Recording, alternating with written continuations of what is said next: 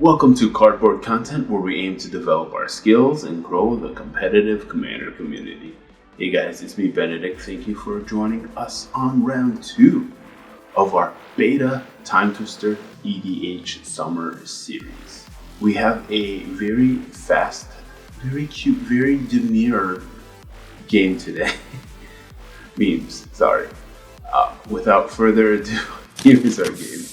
Starting off in the upper right hand corner, we have Larry playing Rograkh Silas with a starting hand of 6. Then we have Smalls on Heliod, starting hand 7. Then we have Brasher on Magda, starting hand of 6. Cody on Marchesa, starting hand of 7. Larry starts us off with an Ancient Tomb, into his commander Rograkh, into a Talisman of Indulgence.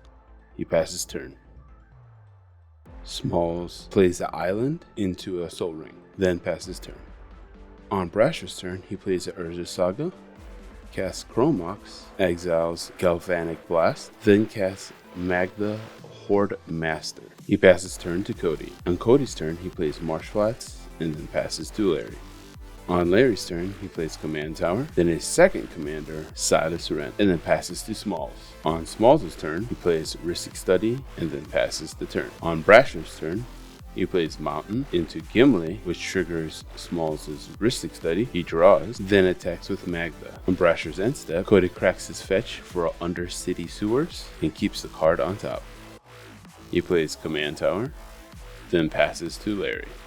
On Larry's turn, he plays Volcanic Island, then casts Backside Burgi Harnfell, which triggers Ristic Study. Smalls draws, and then Larry passes the turn. Smalls casts Frantic Search, discards Memory Jar, and a Teferi, and then passes turn to Brasher. On Brasher's turn, he triggers Urza Saga on his draw, gets a Universal Automaton into play, then casts his commander Magda.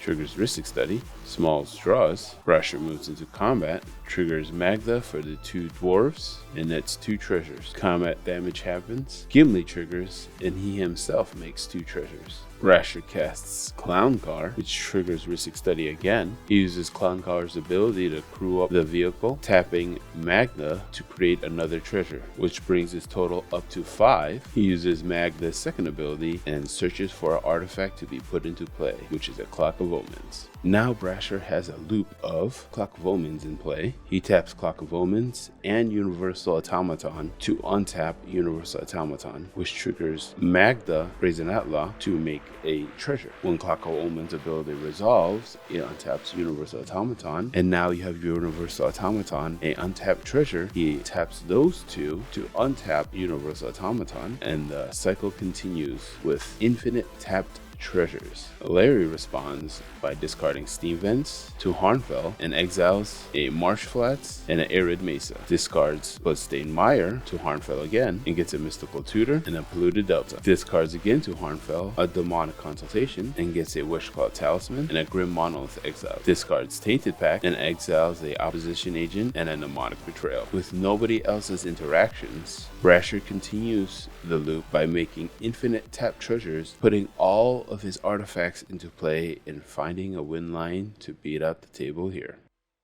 Good job, Brasher. Endgame summation, from my perspective, all of the players, or most of them, could have aggressively mulliganed a bit down. I know Smalls did top deck a Ristic Study, but obviously never got any land or any other mana after that, so he was pretty much out of the game from the beginning. Cody, I saw him leak a Gilded Drake, and the timing on that unfortunately wasn't ideal for him to take the Magda. Larry seemed like he had a win line or something he could tutor for off the top of his deck, but he never got back to his turn. He did exile a lot of cards off the top of his deck just so he could search for that interaction, but unfortunately he never got there. How would you have handled that game? Comment down below. While you're down there, mind hitting that like, subscribe, and that bell for notifications. It helps me a lot. We also have playlists, trying to get those watch hours up. And if you do want to watch more of our video or hear that happened in this video, we have full extended videos, uncut raw, on our Patreon. Can I read that when you're done? Yeah. And how many cards do you have over there, Magda? 2. Is Urza's on 2 already? Sorry, what? Urza Saga's on 2 already? This is already on 2, yeah. What does he get? Speaking of Patreon, I have a bit of news for my patrons and anyone who does use Patreon, whether it's me or other people you support through Patreon. I urged you guys to switch from using, if you are using iOS subscriptions, to just using the website itself, Patreon, or you can use it on a non-iOS device through the App Store there. Unfortunately, Apple will be charging a 30% increase on people who subscribe through their Patreon on their iOS device. So if you're using the Patreon app and you do your subscriptions through there, Apple will be taking an additional 30% on top of the normal subscriptions. Seems kind of scummy to me, but you can still support me and other patrons through patreon.com, like these guys. Now for our very elegant, very demure patrons, starting off with our tier 2 content consumers: Big Yoda at 7 times, Marcus at 5, Dylan at 4, Troy at 4, and our newest, Rodrigo. Now to our tier 3 cardboard cutouts, we have Wong at 10 times, Matt at 9, Albert at 8, and Joyner at 4. Thank you everyone for your continued support. If you want to support the channel, like these guys, join us at patreon.com/cardboardcontent. See you next round for more content.